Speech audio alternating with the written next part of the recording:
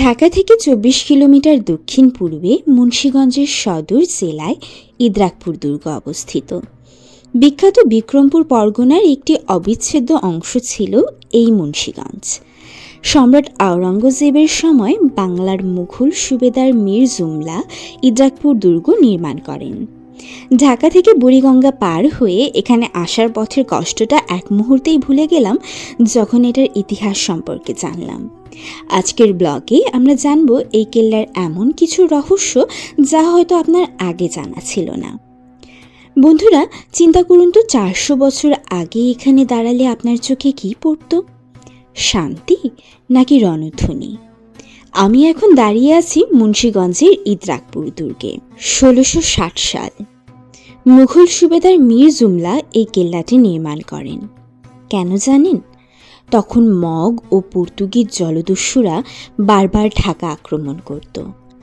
এই জলদস্যুদের ঠেকাতে একটা ট্রায়াঙ্গুলার ডিফেন্স তৈরি করা হয়েছিল। নারায়ণগঞ্জের সোনাকান্দা, হাজীগঞ্জ আর এই ইদ্রাকপুর কেল্লা নিয়ে। এখন যেখানে ঘরবাড়ি দেখছেন, এককালে এখানে ছিল ইছামতি, ধলেশ্বরী আর মেঘনা নদীর মোহনা। কেল্লাটি ছিল মূলত একটি রিভার ফোর্ট বা জলদুর্গ, যা মুঘল নৌবাহিনীর ঘাঁটি হিসেবে ব্যবহার করা হতো। এবার একটা রোমাঞ্চকর গল্প শুনি। এখানে একটা উঁচু মঞ্চ বা সার্কুলার ড্রাম আছে, যেখান থেকে কামান দাগা হতো।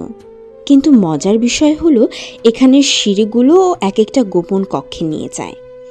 অনুসন্ধানে এখানে অনেক পুরনো মাটির কলস পাওয়া গিয়েছিল, যা থেকে লোকমুখে প্রচার হয়ে যায় যে এখানে গুপ্তধন লুকোনো আছে। শুধু তাই না, প্রচলিত আছে যে এই কেল্লার নিচ দিয়ে লালবাগ কেল্লা পর্যন্ত একটা সুড়ঙ্গ পথ ছিল। যদিও সবই হয়তো গল্প, কিন্তু এই দেয়ালগুলো আজও সেই রহস্যময় দিনগুলোর কথা বলে। এই কেল্লার আর্কিটেকচার কিন্তু লালবাগ কেল্লা থেকে একদম ভিন্ন। এটা মূলত মিলিটারি পারপাসে তৈরি, তাই এটা শক্ত আর কৌশলী। দেখুন, দেয়ালের গায়ে ছোট ছোট ফুটো আছে। এখান থেকেই মুঘল সৈন্যরা বন্দুক বা কামান চালাতো। সন্ধ্যায় যখন নদীর বাতাস এখানে আসে, মনে হয় যেন ইতিহাসের কোনো একটা পাতা খুলে গেল। ঢাকা থেকে খুব কাছেই এই ৪০০ বছরের পুরনো ইতিহাস। আপনারা যদি ইতিহাস ভালোবাসেন, তবে একবার অবশ্যই ইদ্রাকপুর দুর্গ ঘুরে যাবেন। ভিডিওটি কেমন লাগলো কমেন্টে জানান, আর ভালো লাগলে সাবস্ক্রাইব করতে ভুলবেন না। দেখা হবে পরের ব্লগে।